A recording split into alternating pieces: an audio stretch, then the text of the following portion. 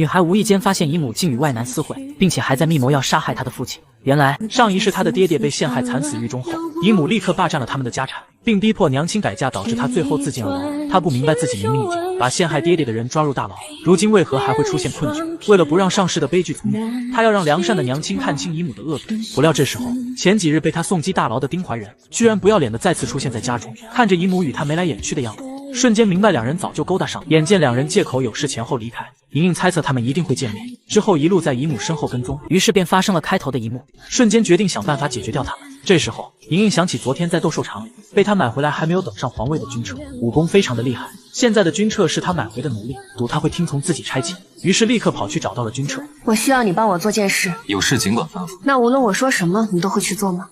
当然。随后莹莹提前赶到姨母的必经之地，吩咐军车打翻飞驰的马车。只见他下马后不慌不忙，拿起一个果子站在路中间吃了起来。即便此时车夫大声喊叫让他离开，军车也依旧不为所动。随后弹出刚吃完的果核，打中了即将要撞向自己的马，经受不住疼痛的马儿调转了方向，最后侧翻撞在街边的柱子上。受到撞击的丁怀仁与英为求自保，只能爬出车厢。这下看你们还怎么再整住彼此。看什么看？干什么干什么去？原来你想要的是这个。别看！娘亲在得知姨母的丑事后，大发雷霆训斥她不要脸。可知道娘亲心善的姨母立刻搬出过世的外公，祈求娘亲可以原谅她。就在莹莹以为娘亲依旧会心软，让姨母继续住在家中的时候，你怎么能还有脸和我提爹娘？明知道丁怀仁栽赃陷害我夫君，还和他暗度陈仓，你想要我一家人的命！以后我陆家的大门，你休想再踏进一步！莹莹见恶毒的姨母终于被送走，这才松了一口气。没过多久，莹莹爹爹见两人总是形影不离，更是担心到了成婚年龄的他会与小五有了不必要的情感，于是找了一堆青年才俊的更帖，让莹莹从中仔细挑选夫婿。小五得知后立即吃醋，想要帮他撕毁更帖。莹莹急忙阻止了小五，解释这是爹娘的一片心意，不能随便就把更帖撕毁。随后假装整理的时候不小心，把所有更帖全部丢进了火盆。小五见后确定了莹莹还不想婚嫁，看着她古灵精怪的样子很是喜欢。殊不知爹爹早就算到了他会如此，提前就把更帖上的青年才俊请到了家中的屏风之后。为父有先见之明吧？隔着一面这么大的影壁，你能听见对方的声音，看见对方的轮廓，随便你怎么聊都可以。莹莹明白逃避不是办法，决定面对所有前来议亲的人，随后要求未来夫君必须平等对待他，并且一生与他白头偕老，不能恋情。自己生下的第一个孩子必须冠他姓氏。莹莹以为所有人都已离开，却不料这时候屏风之后走出一人，并扬言可以答应他所有的要求。莹莹细看之后发现是竹马，随后两人相见甚欢，聊着小时候两人一起的趣事，并拿出蝴蝶手链送给莹莹讨她喜欢，却惹得小五顿时醋意大发。手链这么私人的东西，也是你一个外人说送就送的。这位兄台是他的贴身侍卫，他是小五，却不料因为小五这个被发小借机挑衅说他是下人。小五，赏你的。莹莹看出此时的小五已经生气，急忙岔开话题，这才救了红安一命。但令莹莹没想到的是，她前脚离开与红安赴宴的酒，就发现里面起了大火，焦急寻找着不见了的小五。我不是让你在那边等我吗？你跑到这里来干什么？你进去救人了？你受伤了没有？看着他平安无事又担心自己的模样，小五决定今天就与莹莹表明心意，于是急忙拉着她回到陆府，想要送她礼物好借机表白，但没想到盒子里的蝴蝶全部死去。你抓这些蝴蝶做什么？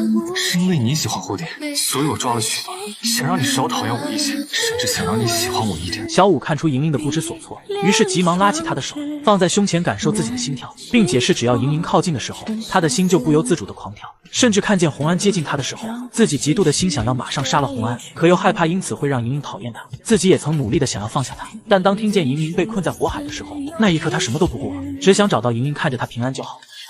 该是这种关系，什么关系不重要，小姐，你可不可以分我一点点的希望？小五看见莹莹犹豫不决的样子，伸手拿下她的发簪放在胸口，逼迫自己做出选择。莹莹想起上一世君彻的残暴，就连死后都不肯放过自己，又看着面前她喜欢的小五，不管何时何地都在保护自己，最终还是决定跟随本心，给小五一次机会，也给两人一个美满。我讨厌的人现在已经死了，从今往后你就只是我的小五。你愿意？我当然愿意。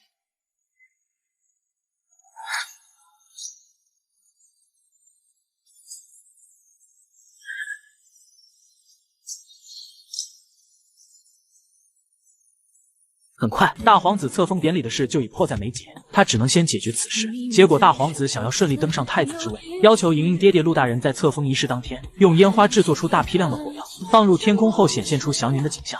陆大人深知大量的火药威力太大，伤害到大宁无辜的百姓推脱这事，结果大皇子却让他出东南角的小河村燃放火药，避免城中百姓受伤。陆大人对大皇子的提议不赞同，极力阻止他不能伤害百姓，却被他威胁，如若不按照要求做，就杀了陆大人全家满门。不久后，在大皇子册封当天，天空果真出现一片红色祥瑞，大皇子很是得意，众人口中的夸奖。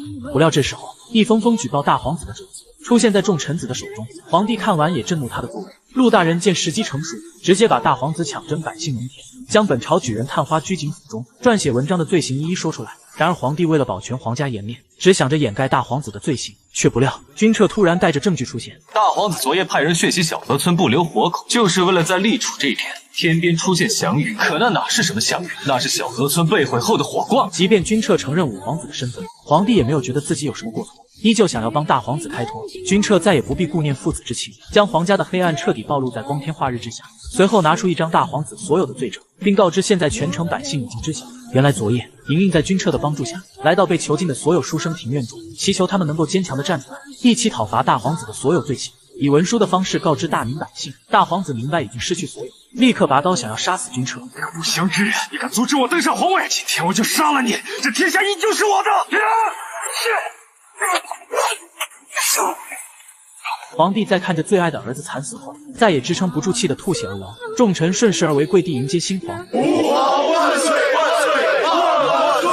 不久后，君彻册封了莹莹为皇后，两人在祝福中举行了新婚典礼。回想着前尘往事，被幸福包围的莹莹，觉得这一世两人终于有个好结局。却不料，一个女人的出现改变了这一切。视他为仇人的母妃，居然突然出现在自己面前。随后又想用亲情与他亲近，但灵犀怎么也没想到，君彻在见到他的第一眼，就想起了年少时自己的不幸。那时的君彻怎么也不明白，天底下所有的母亲都爱孩子，可自己的母妃却是痛恨他。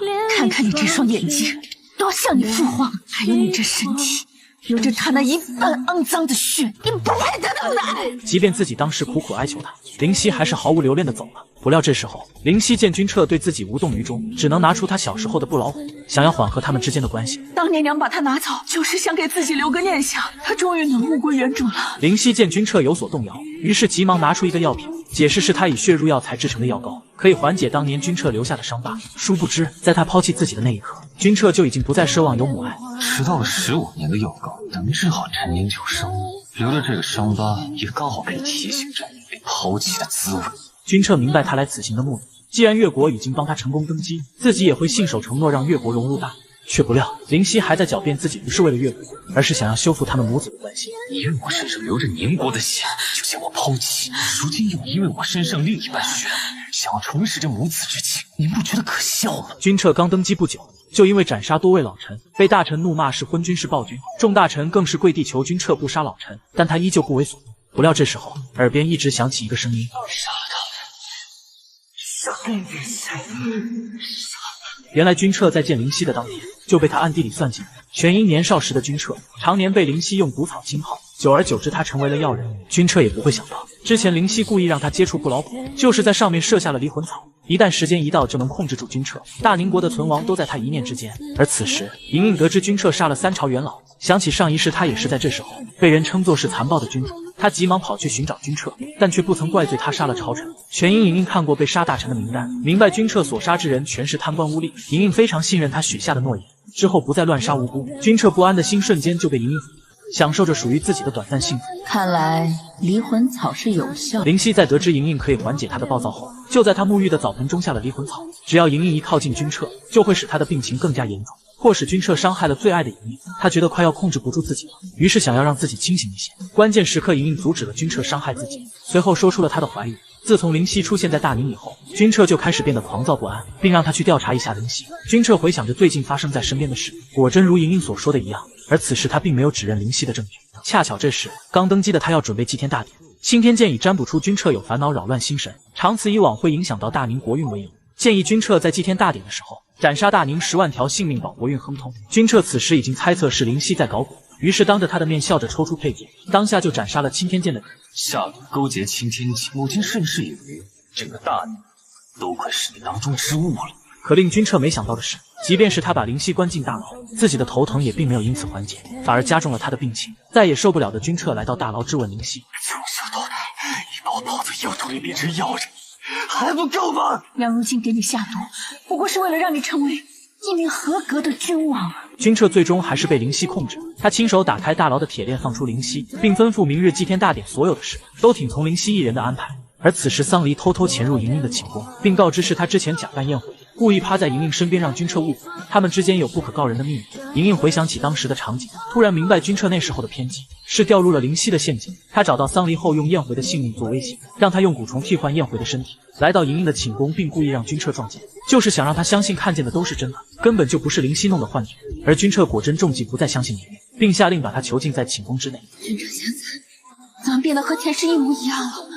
来人呐！从我后会长征高，没有朕的旨意，不得踏出半步。